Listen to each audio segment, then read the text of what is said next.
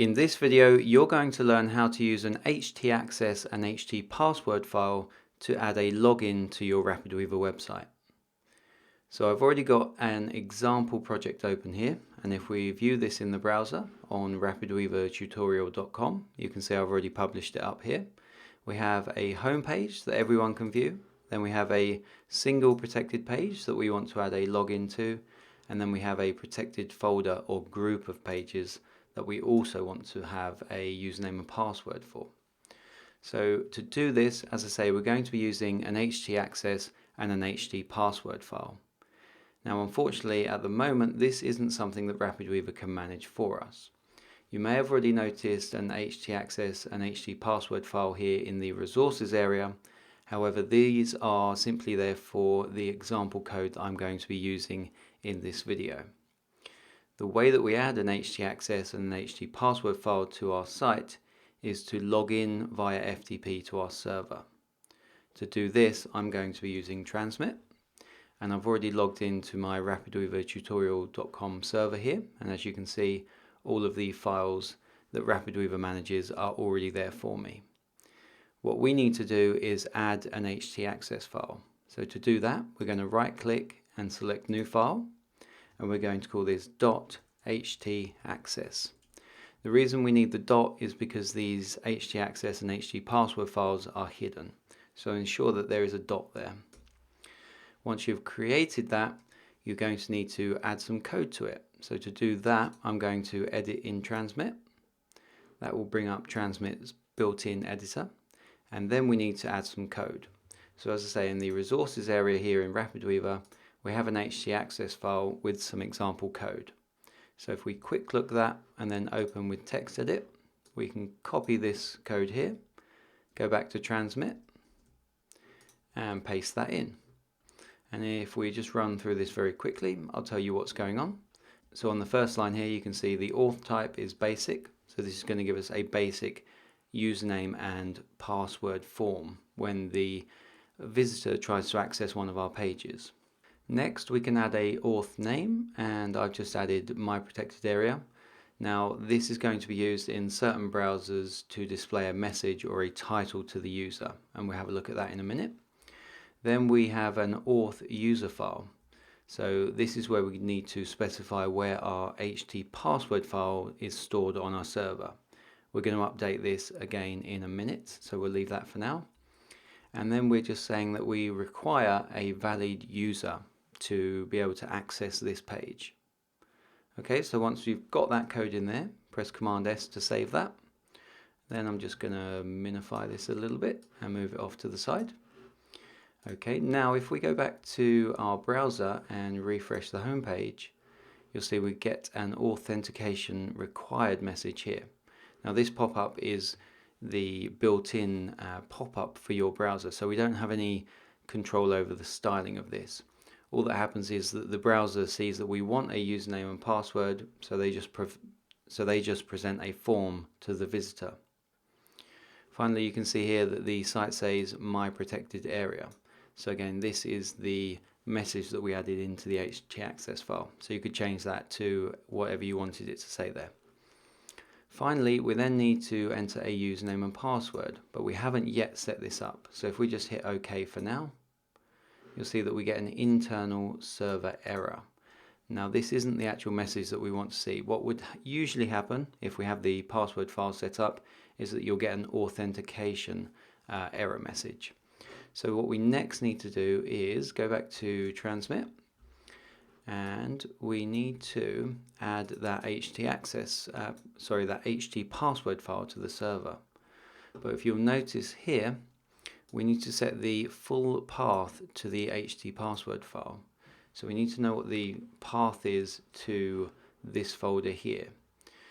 Now you might think that it's just a / or something like that, but it's a little bit more complex because we need to know the exact folder path from the root of your FTP server.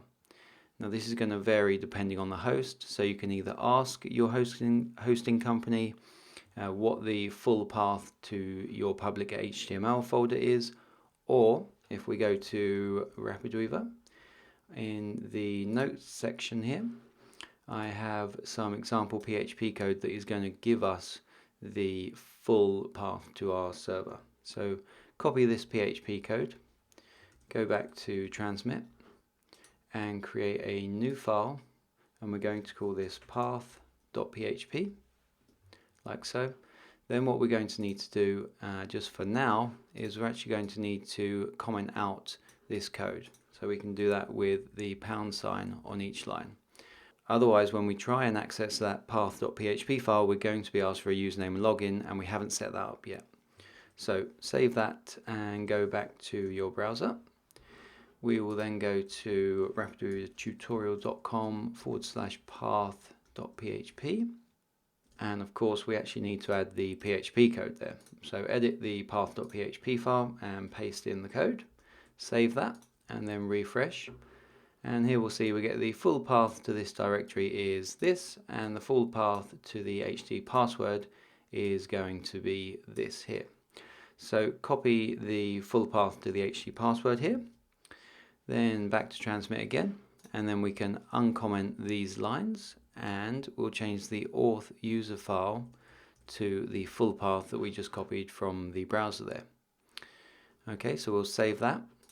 And then the final step is that we need to add the .ht password file.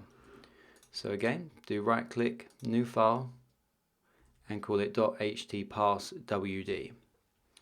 Okay, then inside of here we're going to add a username and password. So we'll edit that file inside of transmit. But if we go back to RapidWeaver just quickly, and we have a look at our HT password file here, we can open that up in TextEdit. And I will copy this line of code, go to transmit and paste that in, like so. Now this probably doesn't look very nice to you. You're probably wondering what's going on here, so let me just explain it quickly. On the first section here we have the username, so that's admin, and then we have a colon, and this is to separate the username from the password here. Now the password here is encrypted with MD5, so you need to do the password encrypted with MD5, otherwise this isn't going to work.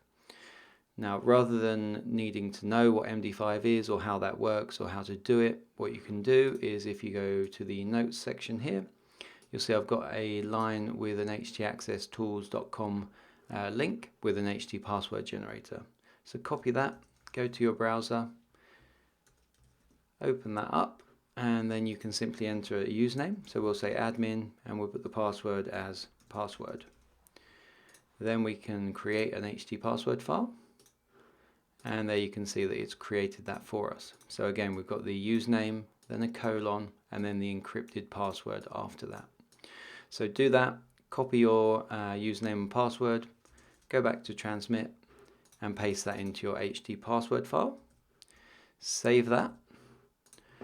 Now, if we go back to the rapidweavertutorial.com homepage, we'll be told that there's authentication required. We can now enter admin and password, click OK, and then we can view the page. Now that is going to add a username and password to all of the pages on our site.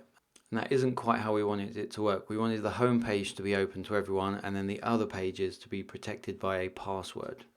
So to do that, if we go back to transmit, you can see here we've got the htaccess and the HT password file in the root of our server, and that means that every single request is going to go through this htaccess file, which is saying that we want it to be protected by the HT password file. So to change that, we can simply move this htaccess file into the protected folder, for example. So we'll go here. And then if we go back, we can refresh, and you might think that it's still working because you can view all of the pages, but that is because our login session hasn't yet expired. The way htaccess and htpassword works is that it is a single session only. So once you close the browser or you quit the browser, you'll then be asked to log in again on the next visit. That's just the way it works. There is no session management, and there is no way to remember that you have already logged into the website. So if we quit the browser and reopen, and we go to rapidweavertutorial.com, you can see we now can view the home page, but if we go to a protected page, you'll see that the browser is going to ask us for the username and password again. If I then put in admin and password and click OK, you'll see that we're then logged in to the protected content. So everyone can view the home page, and then we needed the username and password to view the protected page. So that's the way it works. And if you wanted to also protect the folder of pages here, if we go back to transmit, you can see I added that htaccess file inside of the protected folder. So that meant that when we visited the index page, so the home page for the site, there was no htaccess file, or at least there wasn't an htaccess file that was requesting a valid user. So if we also wanted to protect all of the pages inside of a folder, what we can do is simply copy the htaccess file into here as well. And that means that any request to a page within inside of this folder is going to be required to have a username and password. So that means that these subfolders are also covered by that login. Okay, so if we now go to the protected folder, we are logged in. If we quit the browser and reopen, and we go to RapidWeaver tutorial again, you'll see we can still visit the home page. And if we try and view the protected folder, we need the username and password. We can push cancel and we'll get an authentication required message. If we go back and we try and access one of the subpages, again you'll see that we need to add the username and password. If we do that this time, there you can see that we're now logged into the site and we can view the protected content. Okay, one other thing to note is if you wanted multiple usernames and passwords, you can do that. If you go to the htaccess or htaccess tools and the htapassword generator, you can do another one. So if I say Ben and the password, there you'll see that we can copy this username and password. Then if we go to transmit and we open up the htapassword file and we edit that, all you need to do to have multiple username and passwords is to add them on separate lines. So if I just hit return and paste that in, we now have an admin user and we have a Ben user, each with different passwords.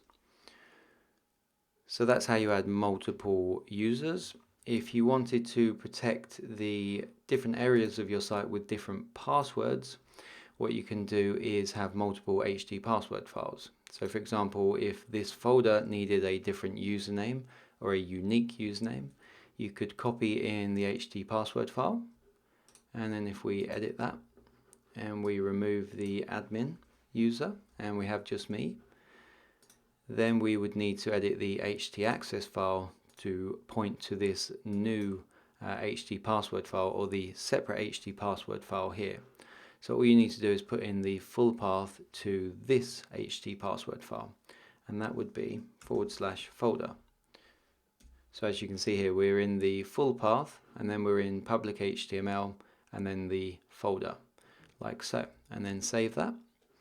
And then what that means is that anytime someone visits a page inside of this folder, we will be using this htapassword file for authentication. So again, if we quit the browser and reopen that, and we go to our website, again, we can all view the home page. We can go to a protected page and enter the admin and password.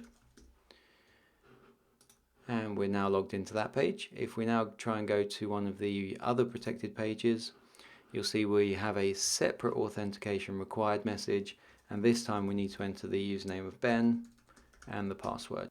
And there you can see we're then logged in to the protected folder. So we can then view any of the pages inside of this folder. Okay, that'll do it for this video. You now know how to use htaccess and htapassword files to add multiple logins to your RapidWeaver website.